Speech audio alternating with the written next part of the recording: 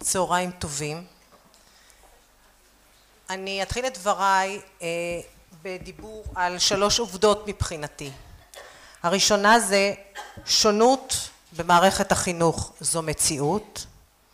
2, התייחסות לשונויות זו אידיאולוגיה. 3, אין לדעתי מנהיגות חינוכית שאין לה איזושהי אידיאולוגיה מובילה.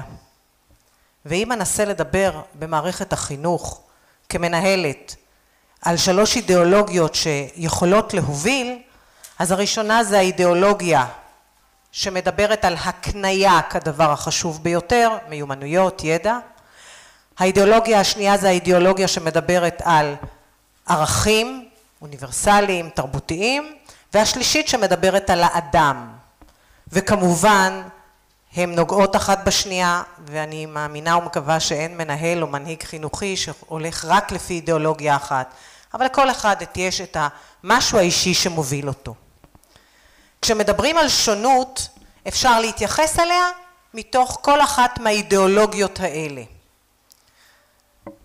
משרד החינוך, מתוך אחריות למתן השכלה וחינוך לציבור רחב ומאוד מאוד הטרוגני, יצר מערכת של סטנדרטים שמדברים על הישגים. אני לא אכנס כרגע לדיון בעניין, רק אציין שהצבתם כמטרה, המעקב אחריהם, הערכה והבקרה שנועדו להשגתם, מצמצמים את האוטונומיה שלנו המנהלים. ואז אולי צריך לשאול, מה קורה עם השונות שלנו כמנהיגים חינוכיים? האם יש לה מקום? האם היא הלכה והצטמצמה עם השנים? מה קורה איתה? האם זה בכלל חשוב? הקול הזה של משרד החינוך, ששוב אני אומרת ומדגישה, הוא בא ממקום של אחריות מאוד כבדה, הקול הזה מכניס את סדר היום של המנהל למצב שהוא לחוץ בין הסטנדרטים לרצון או לחשיבות לטפל ולטפח שונויות. ובראש ובראשונה מבחינתי, כשמדברים על ציבור המורים, גם זו א' מציאות, ב' אני חושבת שזו מציאות ברוכה, וג' אני מאמינה שמנהל שלא יכבד ולא יטפח את השונויות של חדר המורים שלו, לא יכול לצפות שיהיה התייחסות של המורים לשונויות של התלמידים שלו. אבל כדי להתייחס לשונויות צריך קודם להכיר בהם, ולפני כן להכיר אותם. אותם זה את הילדים. ופה ברשותכם אני רוצה להתמקד בחטיבות הביניים, ולהתחבר למה שכמעט כולם כאן דיברו. הרי המצב שהיה עם בניית חטיבות הביניים היה בעצם שינוי של מבנה ארגוני. לקחו את ז'-ח' מבית הספר היסודי, הדביקו את ט' מהעל יסודי, ויצרו חטיבה במחשיבה אקדמית נכונה ששייכת לעל יסודי. עד כאן. לא עוד המחנכת ש15 עד 20 שעות בשבוע מחזיקה לילד את היד ומכירה אותו באמת, אלא בחטיבת ביניים, 12 מקצועות לימוד בערך, בין 8 ל10 מורים נכנסים לכיתה, הילד צריך להתרגל לכולם, והמורה נעבך אם הוא מלמד ספרות, היסטוריה, תנ"ך, 2 בשבוע, 24 שעות למשרה, 10, 12 כיתות, 250, 300, 350 תלמידים, איפה יש מקום להכיר אותם בכלל? אבל עם החתונה המבנית הזאת הגיע הדבר הגדול של המיזוג, האינטגרציה, ואז התווסף עוד נהפך לזה, שדווקא במצב הזה, שאין כבר את המחנכת הקטנה, בגיל הפרובלמטי, על כל המורכבות שלו, יש לנו אוצר עצום של שונויות, והפעם גם חברתיות, כלכליות, מעמדיות, והשאלה, מה עושים עם זה? מתי אפשר היה להכיר? חטיבות הביניים, כולנו מכירים, הפכו לבטן הרכה והנחבטת במערכת החינוך הישראלית, ובמקביל לאי הנחת מהשטח, צפו המון מחקרים שבאו למצוא פתרון כי השטח זעק, וההורים לא היו מרוצים, המורים מתוסכלים, כי דרך אגב אני לא מאמינה שיש מורה שלא רוצה להצליח, וכמובן ילדים וכל החברה בישראל, חטיבות הביניים אין להם הישגים, חטיבות הביניים אלימות, וקמו המון פתרונות שחלקם עלו פה.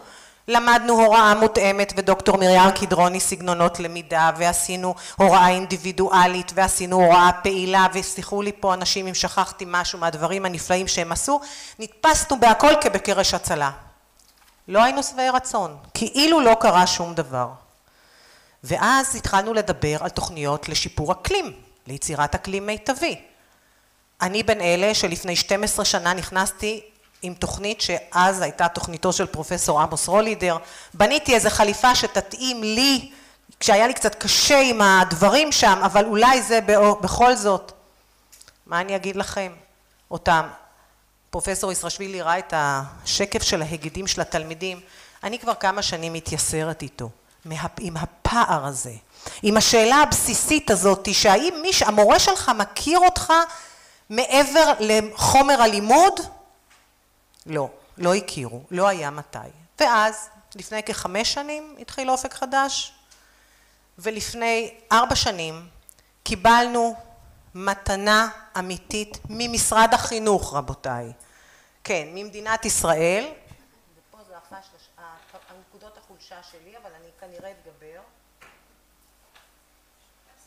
אז תבואי לעזור לי. אני רוצה את השקף הראשון בבקשה, ובעצם הגשימו לנו חלום. בדיוק את השקף הזה. חלום, חינוך אישי לצמיחה ומנהיגות. חטיבות ביניים שנכנסו לאופק חדש ורצו, קיבלו מתנה את אותה תוכנית שבעצם היה לה היבט קודם כל ארגוני. בכיתות ז'-ח' לכל כיתה 2 מחנכות, היו כאלה שקראו לזה חינוכאים, אני נשארתי עם המחנכים, 2 מחנכים לכל כיתה, כלומר מכיתה של 36, 38, 40, יש לכל מחנכת קבוצה של בין 14, 15 ל-20 תלמידים. דבר נוסף, פעמיים בשבוע מתקיים מעגל שיח, שבו יושבת המחנכת עם התלמידים וקורה שם משהו. בנוסף, יש הדרכה לצוות המחנכים, מה עושים בשעות האלה. מה קיבלנו? קיבלנו בעצם מסגרת שנותנת מקום וזמן פלוס הדרכה. רבותיי, זה לא היה. לא היה מתי לדבר. לא היה זמן. עכשיו, קחו בחשבון ותצרפו לזה את השעות הפרטניות ואת השעות שהייה. לא הכל רע באופק חדש. ובואו נראה מה קורה בתוכן, במהות של החלום הזה. התלמידים לומדים בהתחלה להכיר מהי קבוצה, איך מדברים בקבוצה, איך שומרים על דיסקרטיות, מעין חוזה קבוצתי. ואז הם מתחילים להכיר את עצמם. כל תלמיד מכיר בעצמו בעצם מה היו החוזקות שלו עד היום, איפה הוא הצליח, מה עזר לו, ברמת אופי, ברמת טכניקות, ברמת משאבים חיצוניים. למה הוא מצליח בכדורגל? האם רק בגלל זה שהיה לו כישרון? או בגלל זה שזה עניין אותו? אבא ואמא היו מוכנים להסיע אותו ולשבת שם במגרש, למרות דברים אחרים, ולהשקיע בזה? מה עוד היה שם? ואז כל זה קורה, כשקורה במעגל השיח, המעגל שיח תמיד קודם כל מתחיל בסבב של מה נשמע, באיזשהו סיפור, משהו מהעולם האישי של הילד, ואז שיח סביב הנושא שלשמו התכנסנו. דרך אגב, כל הליבה של החינוך החברתי נכנסת ונמצאת גם בתוך השיח הזה. ואז, מה שקורה בעצם, שכל ילד יש לו הזדמנות לגלות את עצמו ולגלות אותו לאחרים. ובערך בחודש ינואר של כיתה ז' מתקיים ערב חוזקות. מי שפעם לימד בחטיבת ביניים אולי מכיר את זה. אני עומדת לפעמים בסוף סיום ט' ורואה את הילדים על הבמה ואומרת לעצמי, למה לא ראית חלק מהם 3 שנים?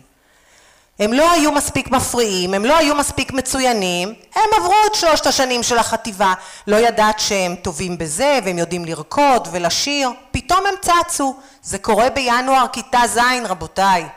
הם עומדים על הבמה ורואים אותם, ילדים שפתאום כל החדר מורים, כל ההורים רואים אותם ומכירים אותם מכיתה ז' בדברים שהם טובים בהם, בזה שהוא יודע לעשות ג'אנגלינג. ואז מה שקורה, הילד מציב לעצמו מטרה, אחת לימודית ואחת אחרת, חברתית, קהילתית, והילד מזהה באיזשהו שיח עם המחנכת שלו, בשעות החינוך, הפרטניות שנועדו לחינוך, בשיח אישי, מה הוא צריך בשביל להגשים את המטרה? מעצמו ומהסביבה. ואז נכנסים ההורים למעגל השיח הזה, ואספות ההורים אגב בבית הספר מתקיימות כמעגל שיח של הקבוצה עם המחנכת. ואגב ההורים משתפים מאוד יפה במעגל השיח את הילדים, בזה שגם אני היו לי פעם מטרות שרציתי להגשים אותם, והצלחתי או לא הצלחתי, ומה עזר לי, ומה השקתי מזה לאחר כך בהמשך שכן להצליח. ואז בעצם אנחנו אומרים לילד, זה נדמה לי מהקורנפלקס, אתה תסמן את המטרה ואנחנו נתן לך את הכלים. ומוקצות שעות הפרטניות של בית הספר ניתנות למטרה הזאתי. אנחנו לקחנו את רוח השעות האלה של החלום של החינוך האישי והכנסנו אותם לשיח של השעות הפרטניות, לשיח של שעות אלה בבית הספר. קודם כל זה מתחיל עם מעגל מה נשמע, ואז בעצם המורה עם הקבוצה יושבת וקובעת איתם בהתחלה איזה מטרה קבוצתית ודרך פעולה אישית עם כל ילד. ואיך אמרה לי מורה למתמטיקה, 5 דקות משיעור מתמטיקה פרטני אלך על מה נשמע? כן, היא עושה את זה והיא נהנית. ואנחנו חייבים לומר שהשיח הזה, השעה הפרטנית שהפכה להיות שיח לימודי, רגשי וחברתי, עובדת, ואז אנחנו מקבלים בעצם ילדים שמדווחים על חוויה של הצלחה, על תחושה של מסוגלות, על שייכות לבית הספר. ואם אני מצליח במשהו אחד, אולי אני יכול להצליח במשהו אחר. ואני מבקשת כמובן עזרה. או לא, לפני כן. אני צריכה ללכת אחורה, איך אני עושה זאת? בואי לפה, את לא יכולה לעזוב אותי ככה לבד. לפני המורה המשתפת והתלמידה, רק להראות את השקף הזה, שממש חשוב לי להראות לכם. אני ביקשתי, אתם מבינים שאני בטכנולוגיה טובה חלקית, אני ניסיתי להסביר לקבוצת תלמידים, שעשיתי את המשוב, את עיקרון הפרקטל, והסברתי להם, קחו כרובית, תסתכלו בתוך הכרובית, אמר לי תלמיד, ואמרת לו, אני רוצה שמישהו מכם יעשה לי את זה במצגת, שאני אראה שכל העשייה הזאת קיימת בכל תחומי העשייה הבית ספרית, הרעיון הזה. ואז הוא אמר לי, אני אעשה לך, והוא בא עם זה. אמרתי, הבנת מה זה פרקטל. ואכן, בכל תחומי העשייה הבית ספרית חוזר העיקרון הזה היום, ואני הולכת הלאה, ואיך אני הולכת הלאה? יפה. אני רוצה להציג לכם 2 סרטונים קצרים. הסרט הראשון, זה רעיון שנעשה עם תלמידה בשם יובל, שיש לנו אישור להראות אותו, בסוף כיתה ח'. הילדה היום בכיתה י"א. יובל הגיעה לחטיבת הביניים שלנו אחרי שמאמצע כיתה ה' היא כבר לא למדה, היא הייתה מה שנקרא נשירה סמויה, היא ישבה בבודקה של השומר, היא ברחה מפה, היא הלכה לשם, לא הייתה למידה בכלל, הרבה בעיות רגשיות, הרבה לקויות למידה, הרבה מכלול של בעיות. הנה שיח של יועצת בית הספר, שגם מנחה את הצוות שלנו בחינוך האישי, עם יובל בסוף כיתה ח'. לא, הלכתי לאן שאני לא צריכה. לא לגע. ללכת לגע.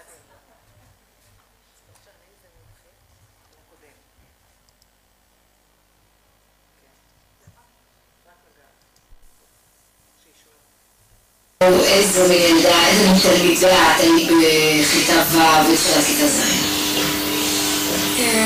לא נכנסת לשיעורים, לא חשבתי בכלל להיכנס לשיעורים, הייתי מתקללת מורות, הייתי רצה בכל בית ספר כדי שלא ימצאו אותי, הייתי מתחבאת מאחורי כל המתקנים של הבית ספר, הייתי הולכת עם מורים בכל מיני מקומות.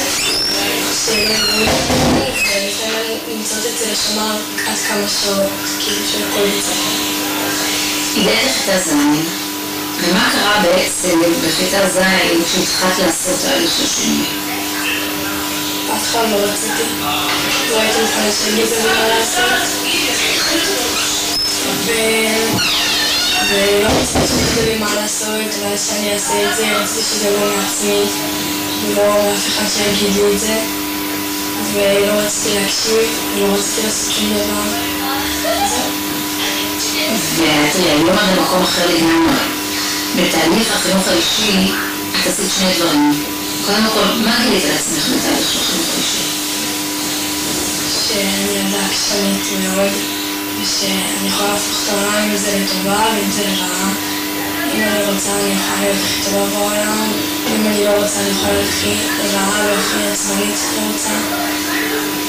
חוץ ממה שאת אומרת בעצם שזה כושר רצון מאוד גדול, מה עוד עזר לך להצליח? שבחינוך האישי היה יותר מודעות לערך של כל מקצוע ומקצוע, לערך של עד כמה אני צריכה את זה, עד כמה אני חייבת את זה כדי להצליח בעוד כמה שנים. מה המטרה שהצעת לעצמך בחינוך האישי? להגיע לקבוצה א' במתמטיקה. מאיפה? איפה היא? מה, קבוצה ג' קבוצה א', איפה את נמצאת היום?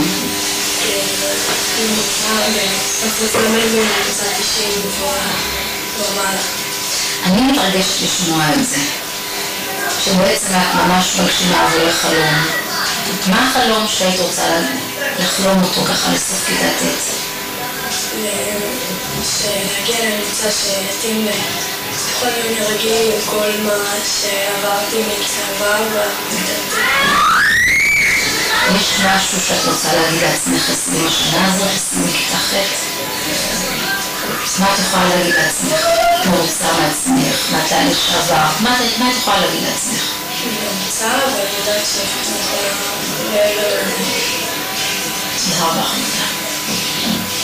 מעבר לזה, היא לומדת היום בכיתה י"א בתיכוני כפר סבא, עושה בגרות רגילה ועשתה תהליך יפה. אני לא ויתרתי על זה למרות שבזה השמיעה פחות טובה. עכשיו עזרה לעוד סרטון קצר של מורה מחנכת שאמרה בהתחלה, אני לא אצליח לעשות את זה, אני יודעת ללמד.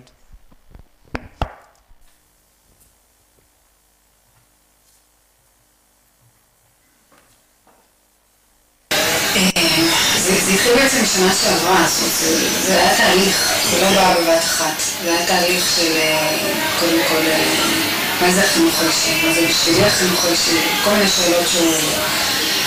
ומצאתי את עצמי בסוף שנה שעברה, יותר נכון מתחילת השנה הזאת, היא באה לטליה ואומרת לה שלא נוח לי החינוך האישי, כי אני מגיעה מכיתה שלי 40 תלמידים, ונורא נוח לי ונורא קל לי, והמקום הבטוח שלי זה לבוא וללמד, להרצות שיעור שלם מול 40 תלמידים, וכשאני מגיעה למעגל ולחינוך האישי, ל-20 תלמידים, אני מרגישה שאני חשופה.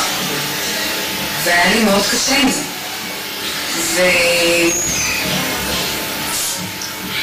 וזה פשוט היה תהליך שלי להבשיל עם זה, לקבל את זה, שזה בעצם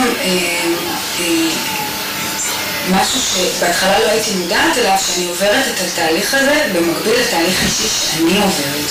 ופה היה הקושי שלי, עד שהבנתי שזה באמת הקושי שלי, שהתהליך האישי שאני עוברת עומד מול התהליך של החינוך האישי.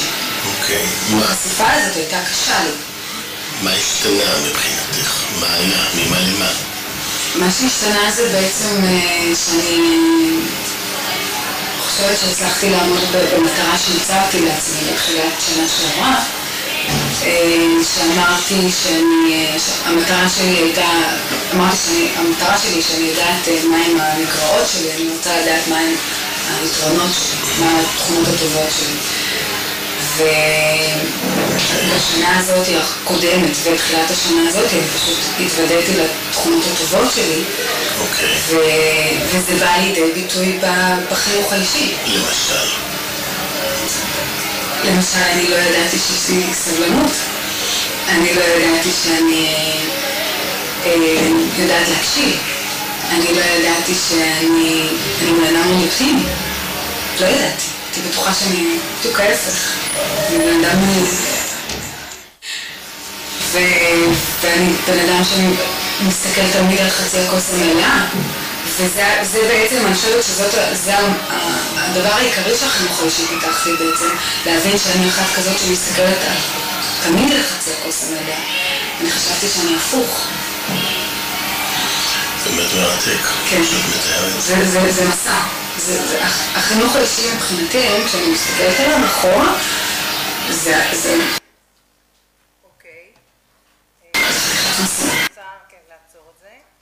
איך סוגרים פה? שלא יראו את כל היתר, יש פה דוגמאות של החוזה וכולי. תרשי לי רק מילה אחת.